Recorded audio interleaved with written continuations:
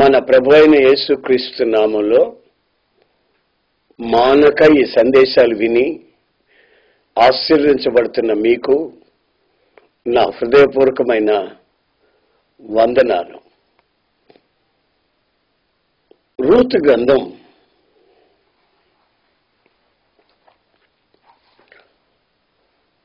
3వ అధ్యాయం 10-11 వాక్యాలలో ఉన్న ఒక చిన్న విషయాన్ని మీతో పంచుకోవాలని నేను ఆశిస్తున్నాను. చదువుతాను, ఆలకించండి.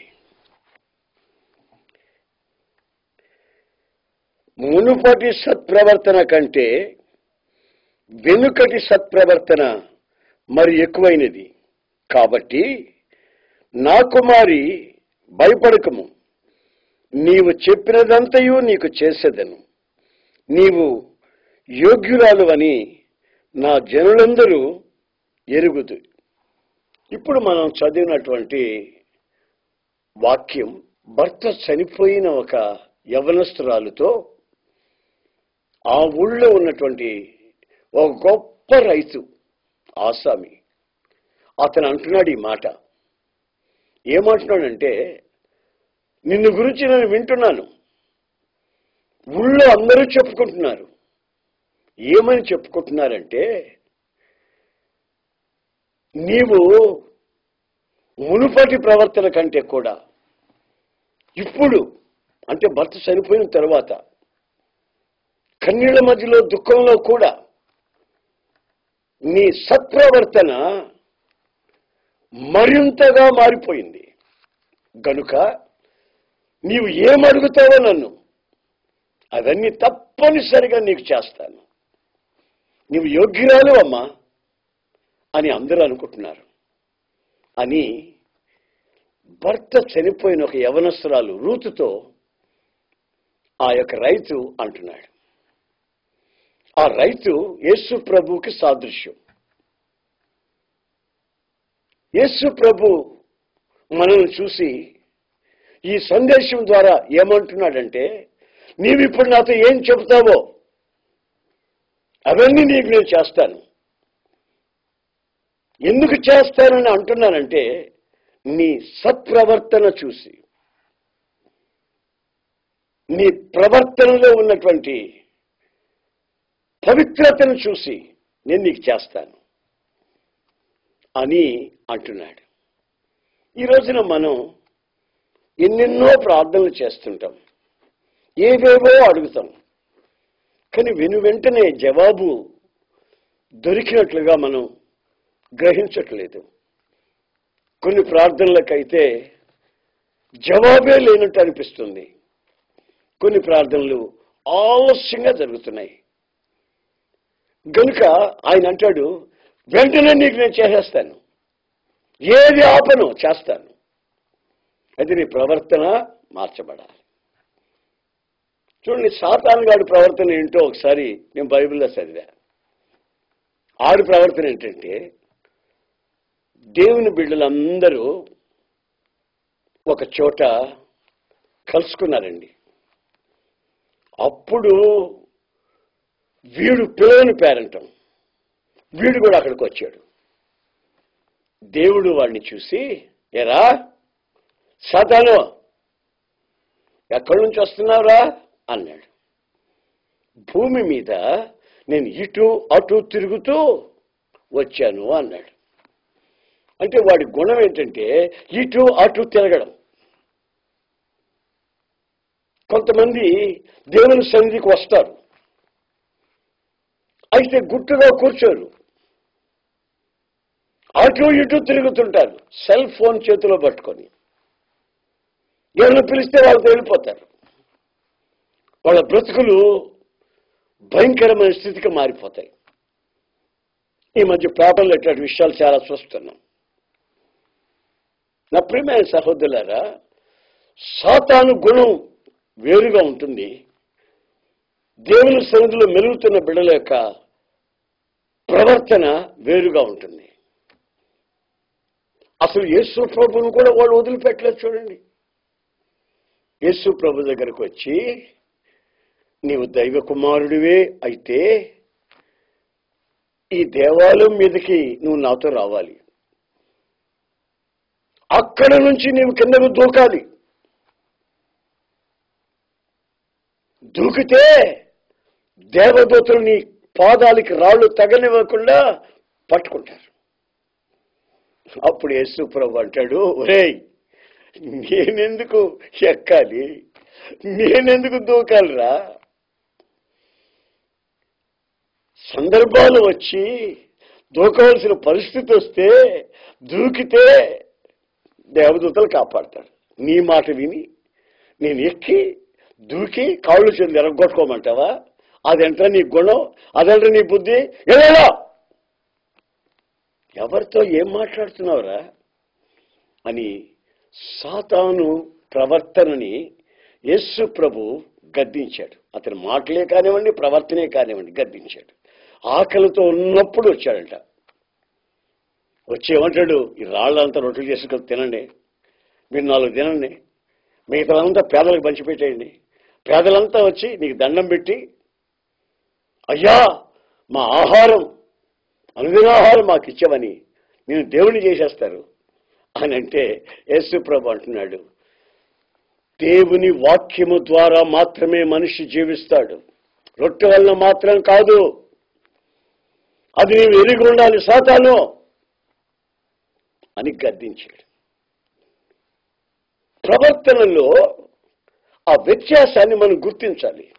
తనలో ఏ దురాత్మ ఉందో, ఏ ఆత్మచేత అతను నింపబడ్డాడో తెలిసిపోతుంది. దేవుని వాక్యం అంటుంది, ఒక చెట్టు మంచిదో చెడుదో, తీపికాయలో చేదుకాయలో తెలుసుకోవాలంటే దాని ఫలముల ద్వారా తెలుసుకోవచ్చు. చెట్టును చూస్తే మనం గుర్తుపట్టలేం.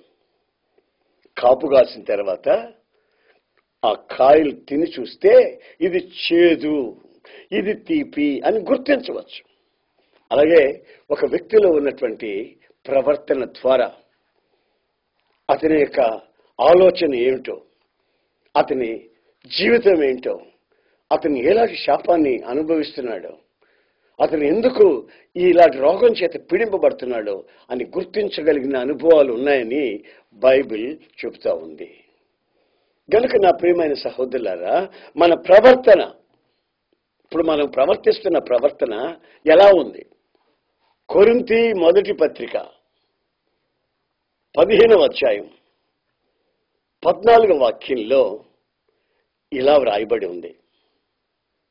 ఏమని వ్రాయబడి ఉందంటే, నీతి ప్రవర్తన గలవారై మేల్కొని పాపము చేయకుడి, దేవుని గూర్చిన జ్ఞానము కొందరికి లేదు, మీకు సిగ్గు కలుగుటకై ఇట్లు చెప్పుచున్నాను. 33వ వాక్యాన్ని కూడా చదువుతాను, ఆలకించండి. మోసపోకుడి, దుష్ట సాంగత్యము మంచి నడవడిని చెరుపును.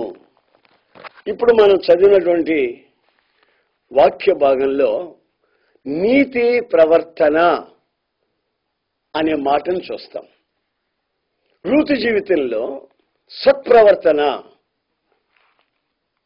ఆమె అడిగిన ప్రతిదీ దేవుని దగ్గర పొందుకునే యోగ్యత ఆమెకు కలిగింది.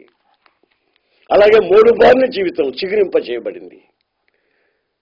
మనతో దేవుని వాక్యం ఏమంటుందంటే, నీతి ప్రవర్తన కలిగి అంటే అర్థమేంటి? మన పాపములు ఒప్పుకొని యేసు రక్తం చేత కడగబడి శుద్ధి చేయబడిన తరువాత నీతిని మనం ధరించుకుంటున్నాం. బాప్తిస్మం అనేది నీతిని ధరించుకోవడం. నీతి యావత్తు ఇలా జరగాలని యేసు ప్రభు సెలవిచ్చిన మాట. మారు మనసుతో ముగించబడదు మన రక్షణ, అది మొదటి మెట్టే. నీటి బాప్తిస్మంలో నీతిని మనం ధరించుకుంటున్నాం. ఆ తర్వాత పరిశుద్ధాత్మకు నింపుదల కలిగి దేవునితో మర్మములు పలుకుతున్నాం. ఎవడను గ్రహించడు గాని దేవునితో మర్మములు పలికే అనుభవం. పరిశుద్ధాత్మ నింపుదల ద్వారా మన మనస్సు మార్చబడి నూతన మగట వలన రూపాంతరం చెందుతున్నాం. మూర్ఖులని ఈ తరం వారి నుంచి వేరై రక్షణ పొందుతున్నాం. రాత్రి మరలి ప్రభు రాకడ కొరకు ఎదురు చూస్తూ కడవరి రక్షణ కొరకు కనిపెట్టుకుని ఉన్నాం. The last redemption. రక్షణ మారు మనసుతో ముగించబట్టలేదు. దాన్ని అంటారు నీతి ప్రవర్తన. కొంత నీతిగా జీవిస్తున్నట్టు వాళ్ళు అనుకుంటారు. ఏదో నలుగురు పేదవాళ్ళకి అంత అన్నం పెట్టి ఫోటోలు తీసుకొని తృప్తి పడతారు. ఏదో ముగ్గురికి విధవరాళ్ళకి 3 చీరలు కొనిపెట్టి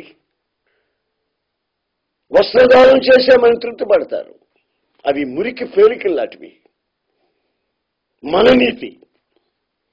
కానీ దైవ నీతికి సంబంధించిన ప్రవర్తనలో మనం చూపించవలసిన అక్కర ఉంది అని బైబిల్ చెప్తున్నటువంటి సత్యం. నువ్వు మనసును మార్చుకోకపోతే వెంటనే మనసును మార్చుకొని నీ పాపం నిమిత్తమై పశ్చాత్తాపపడాలి. అలా పశ్చాత్తాపడినప్పుడు యేసుక్రీస్తు నిష్కల్మషమైన రక్తం, నిరపరాధి రక్తం నిన్ను కడిగి శుద్ధి చేసి పవిత్రపరిచి నీ పాపం సముద్రపు అగాధాల్లో వేసి మరెప్పుడు ఆయన మన పాపంని జ్ఞాపకం చేసుకోడు. అంతటి ఘనకార్యం మనం పొందాలంటే మన ప్రవర్తన ద్వారా పొందుతాం. ప్రార్థనకి జవాబు అక్కడుంది. పాపములు మనకు మన ప్రార్థనకి మధ్యలో అడ్డు రాకూడదు. అందుకే రూతుతో అంటున్నాడు, అమ్మా నీవు సత్ప్రవర్తన కలిగి ఉన్నావు. మునుపటి ప్రవర్తన కంటే ఇప్పుడు మరింత దైవభక్తిలో, నీ నడకలో, పడకలో, మాటలో, చూపులో, ఆలోచనల్లో, ప్రతి విషయంలో నీ సత్ప్రవర్తన చూశాను నేను. కనుక నువ్వేం అడిగినా నేను చేస్తాను. నీ జీవితం చిగురించబడిపోద్ది. 3 బార్లు నీ జీవితం కలకల్లాడిపోద్ది. ప్రైజ్ ది లార్డ్, హల్లెలూయా. ఎప్పుడైతే దుష్ట సాంగత్యాన్ని విడిచిపెడతామో అది కూడా నీతిని ధరించుకున్న ప్రవర్తన అని బైబిల్ చెప్తుంది. నాకు తెలిసిన ఒక యవనస్తుడు ఉండేవాడండి. మారుమనసు పొందాడు, బాప్తిసం పొందాడు, సహవాసానికి వస్తూ వెళ్తూ ఉన్నాడు. ఒకరోజు వచ్చి నాతో అన్నాడు, అన్నయ్య నా ఫ్రెండ్ ఒక అబ్బాయి ఉన్నాడు, వాడిని మార్చాలన్నయ్య. రాత్రి మగలు నాకు అదే దిగులేస్తుంది, వాడిని మార్చాలని. ఎక్కడుంటాడు వాడిని తీసుకుని వస్తే నేను మాట్లాడతాను అన్న. అన్నయ్య వాడు పేకాడుతూ ఉంటాడు, బార్లో ఉంటాడు అన్నయ్య. సరే నువ్వు అక్కడికి వెళ్ళొద్దు, పేకాడి దగ్గరికి వెళ్ళొద్దు, బారుకి వెళ్ళొద్దు, మనం కలిసి ప్రార్థన చేస్తాం, వాడే నిన్ను వెతుక్కుంటూ వస్తాడు అని నేను చెప్పి పెట్టా. కాదు నేను వాడిని వెంటనే మార్చాలా, పేకాడి దగ్గరికి వెళ్ళి వాడిని తీసుకొని వస్తానంటాడు.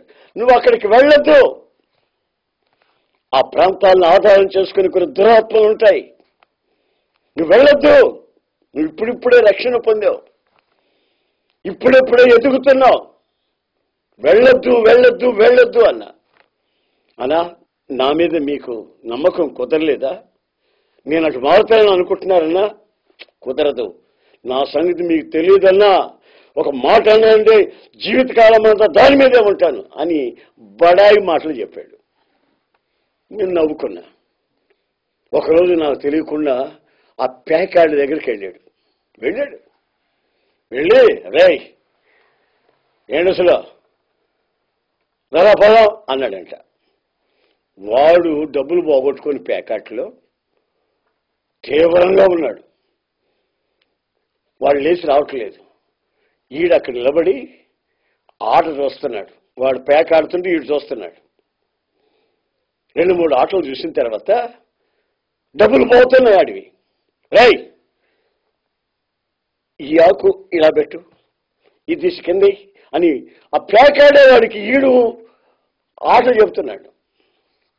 అయినా 2 ఆటలు మరలా పోయినాయి, డబ్బులంతా పోతున్నాయి. రాయ్ లేరా పైకి లేరా పనికి మన దద్దమ్మ అని ఈడు అక్కడ పోయి కూర్చొని ఈడు ప్యాక్ తీసుకొని ప్యాక్ ఆడుతున్నాడు.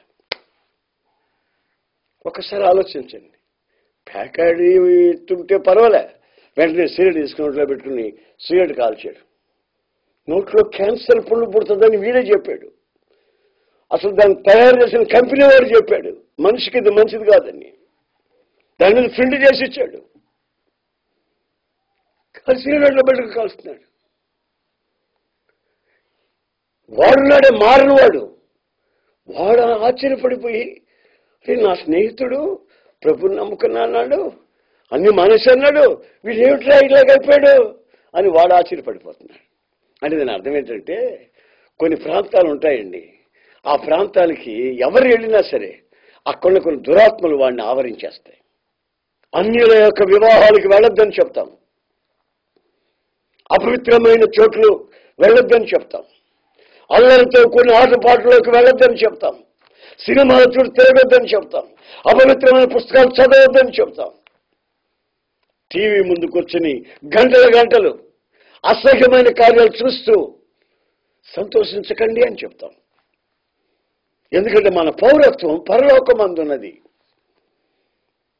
మనం నేర్చుకోవలసింది దేవుని సన్నిధిలో మోకరించి నేర్చుకోవాలి. మన ప్రవర్తన సత్ప్రవర్తనగా మార్చబడితే మనం ఏది అడిగినా ప్రభువుని క్షణాలలో మనకు చేటుకు ఆయన సిద్ధముగా ఉన్నాడు. ఆయన సజీవుడైన యేసుక్రీస్తు నా జీవితాన్ని మార్చినవాడు. మా తాతగారి పేరేంటి అనుకున్నారు? పోతురాజు. నాన్నగారి పేరేంటి? నరసింహం. నేను చెప్తున్నది ఎవరిని గురించి? నజరేయుడైన యేసును గురించి.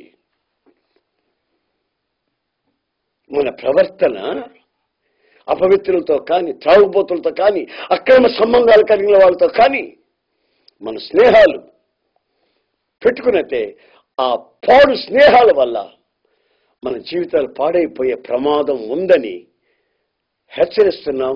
బైబిల్ చెప్తున్న సత్యాన్ని ప్రకటిస్తున్నాం.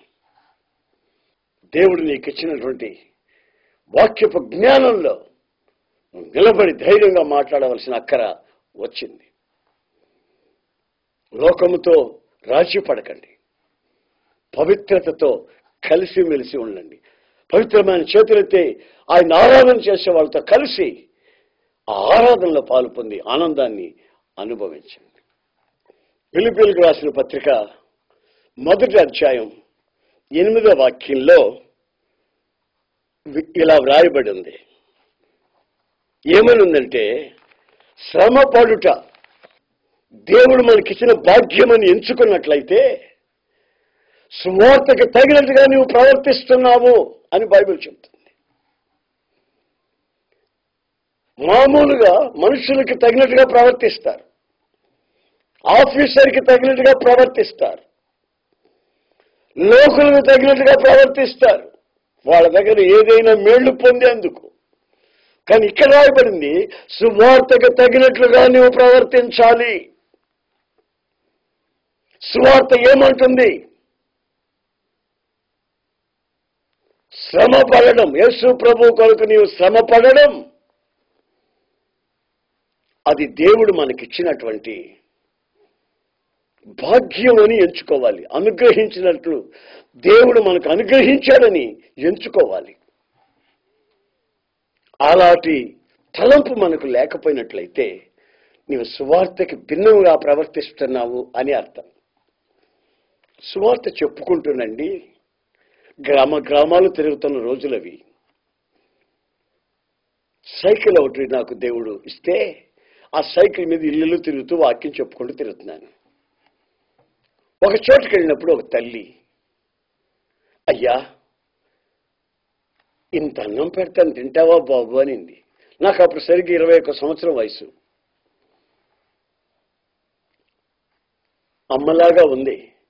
ఎంతో ఆప్యాయతగా అడుగుతుంది, అన్నం తినమంటుందండి అని నేను ఆలోచించాను. అంత అన్నం పెట్టిందండి, అంత పప్పు పులుసు పోసిందండి, కమ్మగా ఉంది. ఇలా కలుపుతున్నాను. భర్త చుట్టగాల్చుకుంటూ వచ్చాడు. ఎక్కడి నుంచి వచ్చాడో మరి. వచ్చి, ఎలా కాళ్ళు బాగున్నాయి, నీకు చేతులు బాగున్నాయి, కుర్రోడివి, ఇంటింటికి పోయి అంత ముద్ద తినకపోతే పని చేసుకొని బతకూడదంటారా అని నేను పళ్ళెంలో అన్నం కలిపితే ఆ కలిపిన చోట ఉమ్మేశాడు. వయసు చిన్నది. ప్రభు నన్ను పిలిచాడు. ఇప్పుడు నా పరిస్థితి ఏమిటి? లేచి వెళదామనుకునే అంత కోపం వచ్చింది. మరి ఆ ముసలమ్మ ఏమంటదండి? అయ్యా, అతను సరే మూర్ఖుడు, తాగుబోతాడు అన్నాడే అనుకో, నువ్వు దైవజనుడు కదా, నువ్వు లేచి వెళ్ళొచ్చా అని అంటదేమో అని నేను మనసులో అనుకుని అన్నం అలా కలిపి, అంత అన్నమేనండి, అలాగా తినబోతుంటే మింగుడు పట్టలేదు. ఆ నీళ్లు తీసుకుని నీళ్లు తాగుతూ అంత అన్నం తినేసి చేతులు కడుక్కుని అమ్మా వెళ్ళొస్తానమ్మా అని అమ్మకి చెప్పి ఆయన బయట కూర్చొని ఉంటే, అయ్యగారు వెళ్ళొస్తాను బాబు అన్నా. అయ్యా అన్నాడు. సిగ్గుండే సరి ఈ వయసులో ఇంటిని పోయి ముద్ద తిరగపోతే ఆ మాట ఈ మాట మాట్లాడి అంటున్నాడు. నేను మౌనంగా వెళ్ళిపోయాను. సువార్తకు తగినట్టుగా నీ ప్రవర్తన ఉండాలి. ఈ మహిమగల సువార్త దేవదూతలకు ఆయన ఇవ్వలేదు, మనకు దేవుడిచ్చాడు. సిలువను గురించిన వార్త, పునరుద్ధానాన్ని గురించిన విజయం దేవుడు మనకిచ్చాడు. అది చెప్పాలంటే దానికి తగినట్టుగా మనం ప్రవర్తించాలి.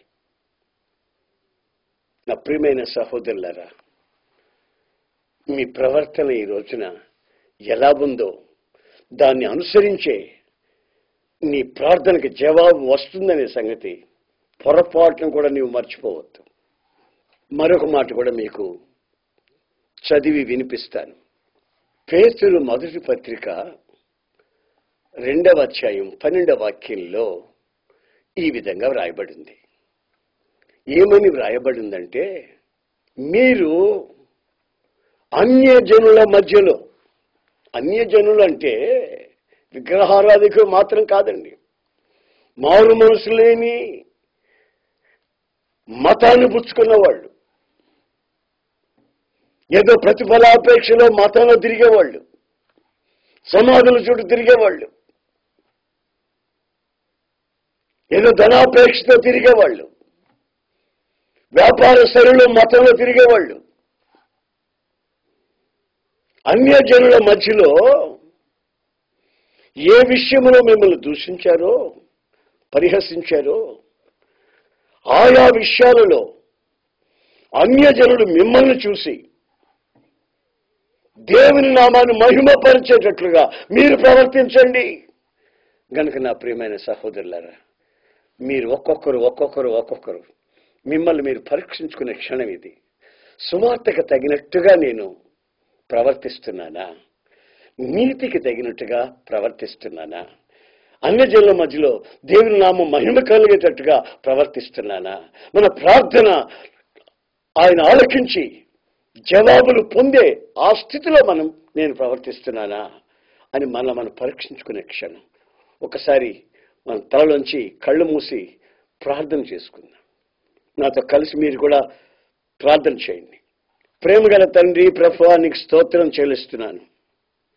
నీ బిడ్డలెంతో శ్రద్ధతో ప్రవర్తన ఫలాన్ని గురించి విన్నారయ్యా.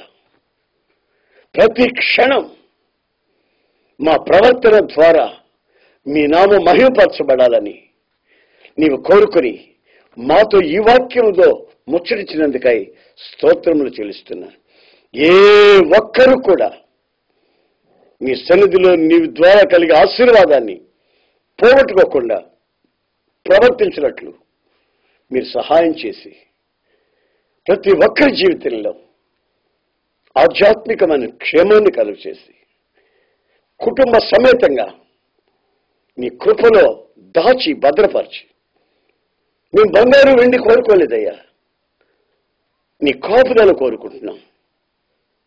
నీతో సన్నిహితమైన జీవితాన్ని మేము ఆశిస్తున్నాం. ఆ దిశగా మమ్మల్ని ఒక్కొక్కరిని ఆశ్రయించి బలపరిచి మీ ఘననామానికి మా ద్వారా మమ్మల్ని చూస్తున్న అన్ని జనుల ద్వారా మనమే కలిగేటట్లు సహాయం చేయమని నజరేయుడైన యేసు నామములో అడుగుచున్నాను తండ్రి. ఆమేన్.